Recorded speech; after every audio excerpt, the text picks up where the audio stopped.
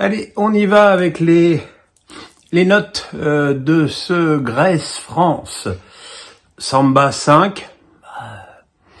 Il a encaissé 2 buts sur lesquels il pouvait absolument rien faire. Malheureusement pour lui, je dirais que le reste du match a été très tranquille. Donc voilà.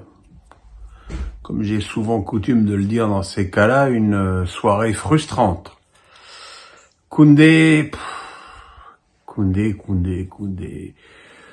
J'allais, on va dire 4. J'allais être plutôt gentil avec lui, trouver que c'était un peu mieux sur le plan de la gestion de la balle, sur le plan offensif.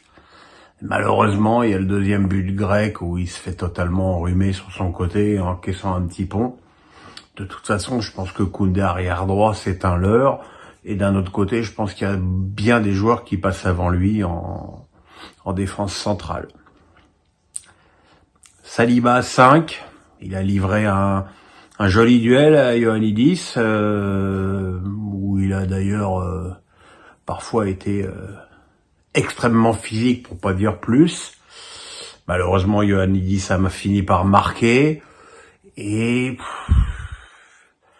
il me laisse toujours un peu à ma faim, et c'est pas facile de me laisser sur ma faim. En sélection, on trouve pas le joueur qui irradie, surtout sur son passage, je sais pas si c'est français ça d'ailleurs, avec Arsenal. Voilà, je suis toujours un petit peu déçu. Lucas Hernandez 5. Je ferai un petit peu la même remarque que sur ses matchs avec le PSG. En plus là, il jouait à son poste préféré en défense centrale, mais j'ai un peu l'impression qu'à chaque fois, il nous sert le minimum syndical, qui pourrait faire plus dans ses interventions défensives, plus dans ses relances, plus dans ses remontées avec la balle. Voilà, il y a rien. Évidemment, il se fait contrer son dégagement sur le premier but grec. Il n'y a pas grand-chose d'autre à lui reprocher, mais voilà, j'attends mieux de lui. Théo Hernandez, son petit frère 5. Ouais, un match assez moyen. Sur le plan offensif, il est évident que son entente avec Kolo Muani, même si elle n'a pas été désastreuse, est moins naturelle que celle avec Mbappé. Au milieu de terrain, Fofana 8. La très bonne surprise de ce match. Il a été, avec Griezmann, le meilleur français de cette première période, avec vraiment une très belle densité athlétique, des prises de balles intéressantes, des bons ballons tout au long du match, notamment par-dessus la défense.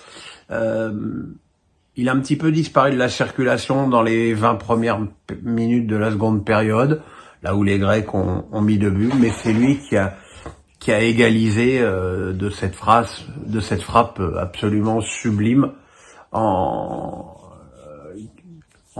milieu de seconde période.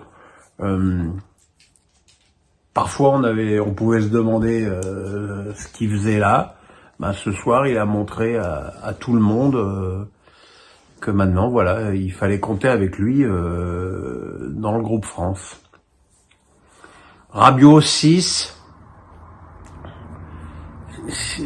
J'aurais pu lui mettre plus s'il était moins intermittent dans les matchs. Il y a des périodes de la partie où on le voit plus, et puis il y a des parties, des bouts de match où on le voit beaucoup.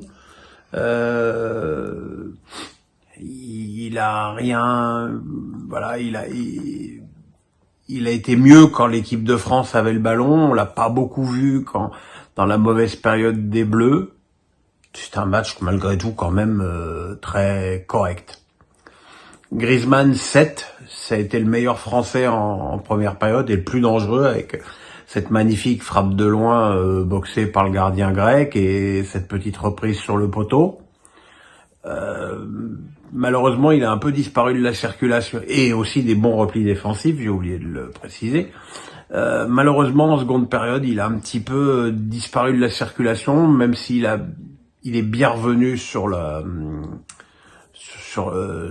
fin de match, mais bon, ça reste quand même un match extrêmement intéressant de la part du meneur des Bleus. Dembélé, oui, maman appelle Edison. Dembélé 4.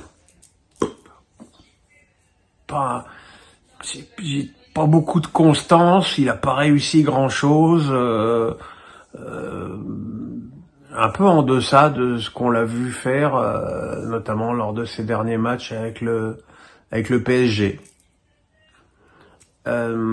Giroud 4, même s'il fait une passe décisive à Kolo Muani, ça a été quand même une prestation globalement très très moyenne de sa part, tant sur le plan athlétique que sur le plan